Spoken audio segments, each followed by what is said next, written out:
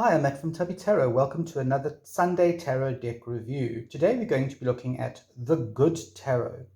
And this is by Colette Baron Reid, very famous, as you know. She's a very well-known uh,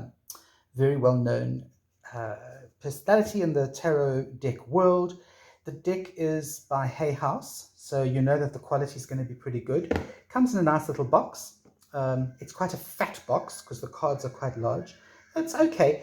I'm going to start off by saying it is not one of my favorite decks, but it is very pretty. Okay, Colette Baron Reid I'm a great fan of hers, but it doesn't feel like a tarot deck to me. It feels like an oracle deck, and I think that's what she excels in. Anyway, let's go through this. It comes in this box. It does have the little finger holes. When you pull it open, I've got the rest of the deck in here, by the way. They fit in there quite nicely. Nice sturdy box that you can keep the cards in. Comes with a little book, quite a thick book, but it's a small book, okay? And again, it's one of those books that gives you very little, the absolute basics on each card. This is not a pip deck. Each card is illustrated, okay? I want to show you the back of the cards. That's the back of the card. Now, again, in my light on the camera, it looks blue. It's not. It's actually a bright green. But it is quite beautiful. It's got a sort of marbled effect to it, so it's really pretty.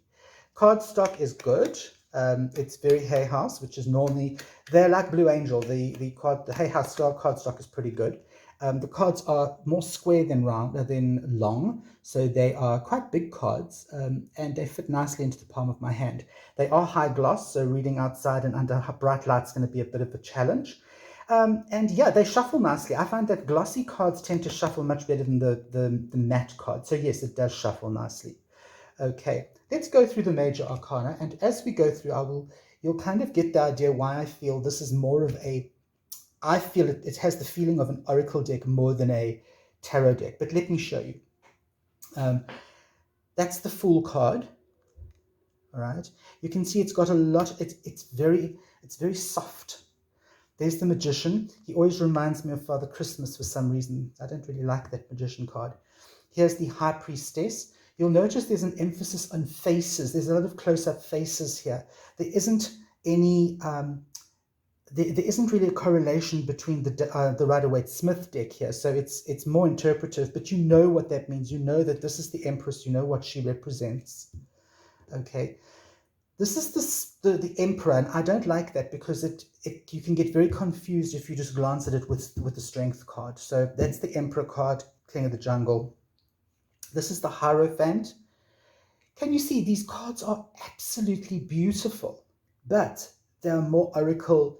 They have a more oracle feel. This is the Love card. I don't know what she was thinking there. To me, that would be the Strength card.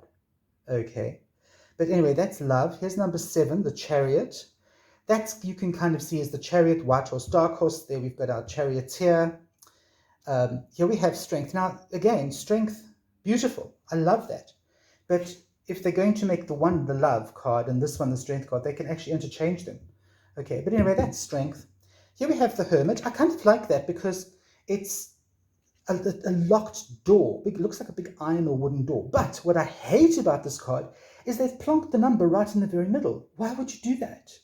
Why not put it down here or here? Why would you put it right in the middle? It's actually obscuring the detail on the door. Anyway, here's the Wheel of Fortune, or as they call it, Fortune's Wheel. Little face peeking out there. This is Justice. At least they got Justice with the scale and the sword. This is the Hanged Man. I kind of like that. It's quite bright, and it does tend to work for me. It's got a whole Icarus kind of feel with the wings. Now, this would be your Death card, Transformation. And I'm not 100% sure I like that. I have absolutely no idea, like, what that is, okay? I don't get that at all. Here we have Patience, which would be Temperance, okay? Here we have Temptation, and that is the Devil card. And yes, I get it. There's the apple that Eve stole or ate. There's money. I get it. That's Temptation. Okay. The Tower card. I like that. It's nice. Here we have the Star. Now, this is a beautiful card. I find these three, the Star, the Moon, and the Sun are really beautiful. There's that.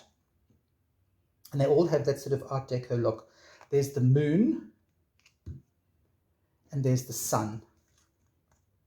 Beautiful. Here we have the call, and this would be your judgment card. Okay. You can kind of see it's a judgment card. And then, of course, we have the world, which you can't mistake it. It's the world.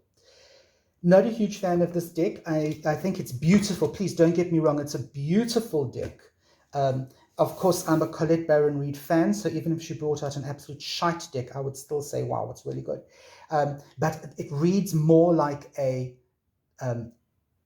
Oracle deck than a tarot. Anyway, link is down below if you want to go and purchase it or read up more about it. I'm Matt from Tubby Tarot. I will see you next Sunday for another deck review.